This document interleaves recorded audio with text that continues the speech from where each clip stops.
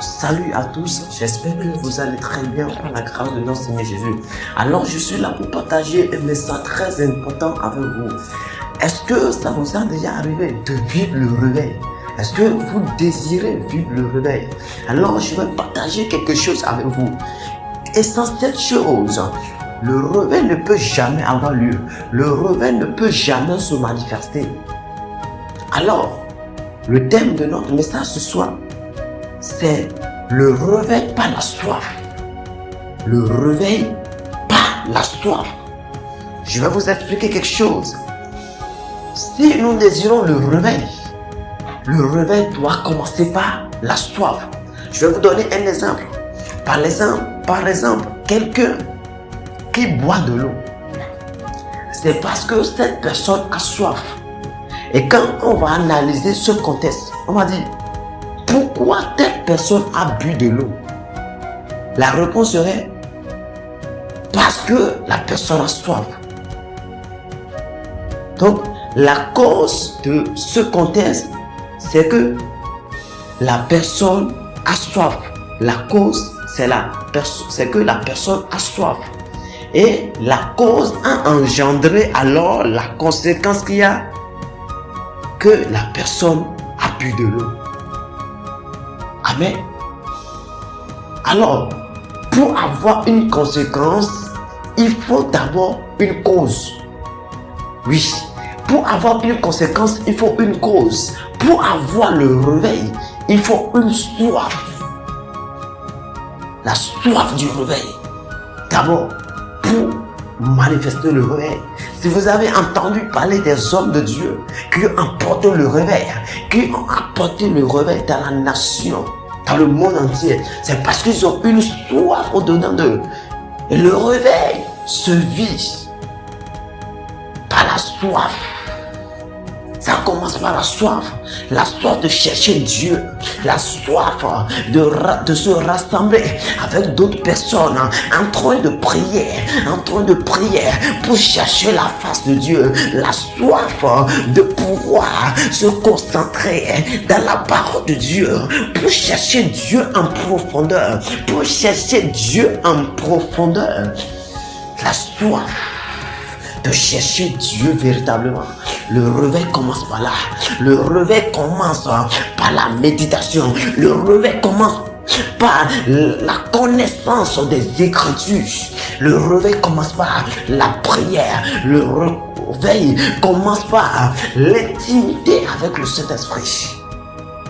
On ne peut jamais apporter le réveil sans l'intimité avec le Saint-Esprit. On ne peut jamais apporter le réveil sans la prière. On ne peut jamais apporter le réveil sans la parole de Dieu, sans les Écritures, sans la connaissance des Écritures. On ne peut jamais apporter le réveil. Alors nous allons lire dans Apocalypse 21, verset 6, qui dit ceci. Il me dit, c'est fait, je suis l'alpha et l'oméga, le commencement et la fin. À celui qui a soif, je donnerai de la source de l'eau, de la vie, gratuitement. À celui qui a soif, je donnerai de la source de l'eau, de la vie, gratuitement. Dieu dit, à celui qui a soif, je donnerai la source de l'eau, de la vie, gratuitement.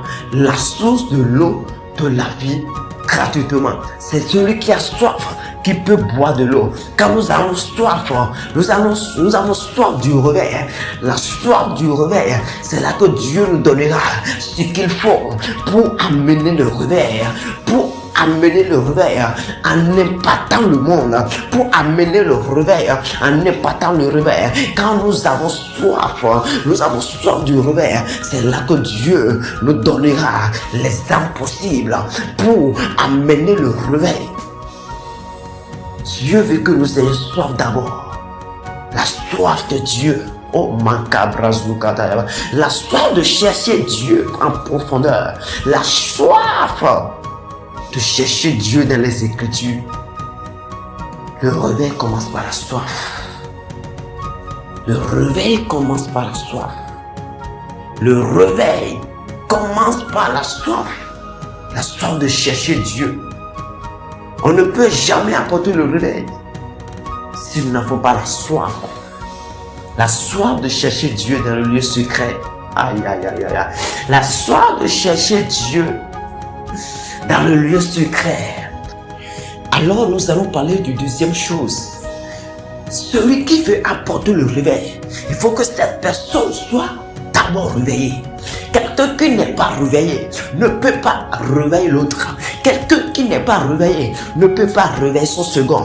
Alors, il faut que celui qui veut apporter le réveil soit réveillé d'abord. C'est en étant en éveil que cette personne peut réveiller d'autres personnes. Le réveil nous appelle aussi à être en éveil, à être réveillés pour pouvoir réveiller les autres. Si nous-mêmes nous sommes endormis, si nous ne sommes pas en éveil, nous ne pouvons jamais réveiller les autres. Nous ne pouvons jamais impacter le monde. Nous ne pouvons jamais amener le réveil. Il faut que nous soyons réveillés d'abord. Alors nous prions dans le nom de Jésus.